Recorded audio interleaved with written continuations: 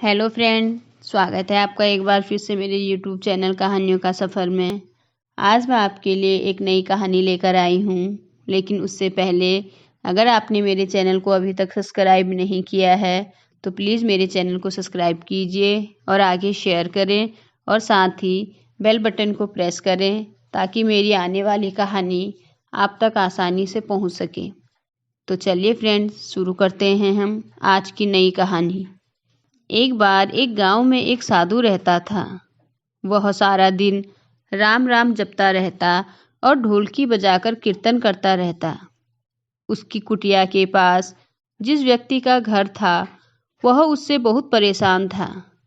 एक दिन वह व्यक्ति गुस्से में उस साधु की कुटिया में चला गया और कहने लगा कि तुम क्या दिन रात राम राम रटते रहते हो। तुम्हें तो और कोई काम धंधा नहीं है, लेकिन हमें तो कमाने जाना पड़ता है। तुम्हारी ढोलकी की आवाज़ से मैं सो नहीं पाता। साधु कहने लगा, तुम भी मेरे साथ राम राम जप के देखो, तब तुम्हें पता चलेगा कितना आनंद आता है। उस व्यक्ति ने थोड़ा गुस्से से साधु से कहा, अगर मैं तुम्हारे साथ राम राम जपता हूँ तो क्या तुम्हारा राम मुझे खाने के लिए रोटी देगा? तब साधु कहने लगा कि मुझे तो राम नाम की लगन लगी है। मुझे तो राम जी की कृपा से हर रोज भोजन मिल ही जाता है। तुम भी राम राम जप के देख लो। मुझे भरोसा है भगवान राम तुझे खाने को जरूर देंगे। वह आदमी उस साधु को चुनौती देता है कि मैं तुम्हारे साथ आज राम राम का भजन करता हूँ। अगर तुम्हारे राम ने आज मुझे रोटी खिला दी तो मैं सारी उम्र राम की भक्ति में लगा दूंगा, और अगर नहीं खिलाई तो तुम ढोलकी बजाना बंद कर दोगे। साधु कहता है कि मैंने तो निष्काम भाव से प्रभु राम की भक्ति की है, लेकिन फिर भी मुझे तुम्हारी चुनौती मंजूर है। वह व्यक्ति साधु के साथ बैठकर राम राम का जाप करता है और अपने मन में निश्चय करता है कि चाहे कुछ भी हो जाए, मैं आज भोजन नहीं करूँगा। देखता हूँ इसका राम मुझे कैसे भोजन कराता है।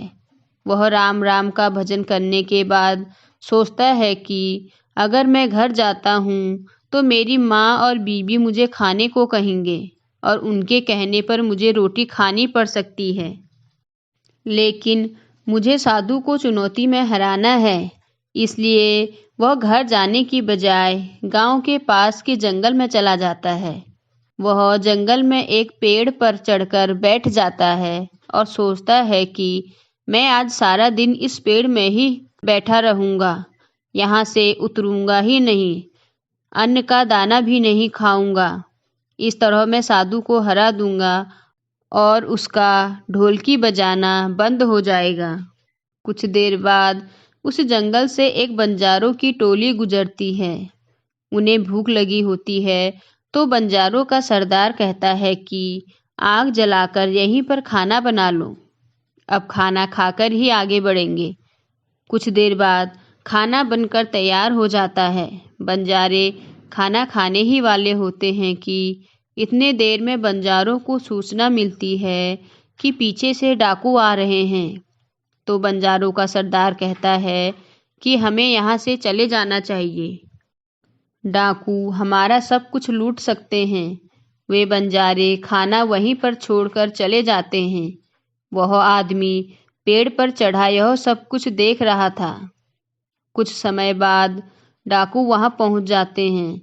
भोजन को देखकर डाकू कहते हैं कि खुशबू तो बहुत अच्छी आ रही है, लेकिन यह भोजन किसने बनाया होगा और बनाने के बाद खाया क्यों नहीं होगा?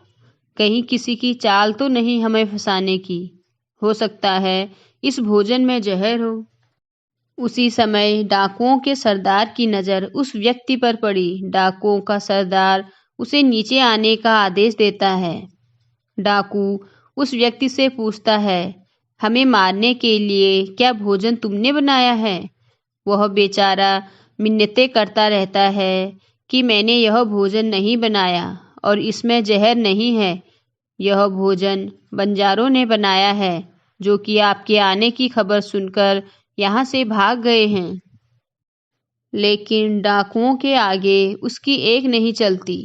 डाकू उससे कहते हैं कि अब तुम्हें यह भोजन खाकर दिखाना पड़ेगा, क्योंकि हमें लगता है कि तुमने ही यह भोजन बनाया है और इसमें जहर मिलाया है। अब तुम ही सबसे पहले यह भोजन खाओगे। पर वह जिद पर अड़ा रहता है कि चाहे कुछ भी हो जाए, मैं यह भोजन नहीं खाऊंगा, किसी कीमत पर नहीं खाऊंगा।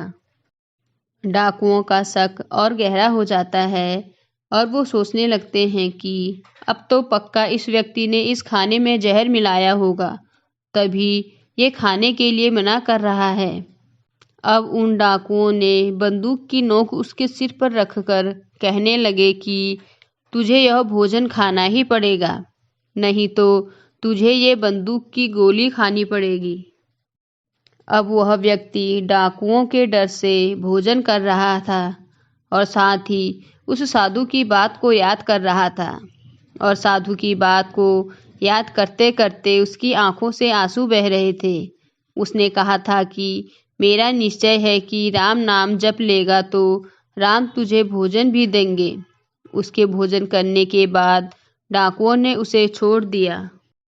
अब उसे विश्वास हो गया कि बंजारों को और डाकुओं को राम जी ने ही भेजा है।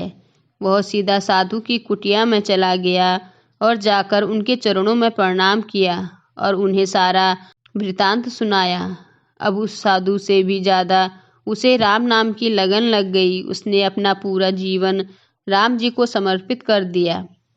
तो फ्रेंड्स, आपको आज की कहानी कैसी लगी मुझे कमेंट करके ज़रूर बताना। धन्यवाद।